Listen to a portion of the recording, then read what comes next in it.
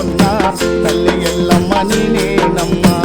ఇంటి ఇంటిలో కొలువున్నదానాను, ఇంటి ఇంటిలో కొలువున్నదానాను, అందరికీ మేలైనదానాను.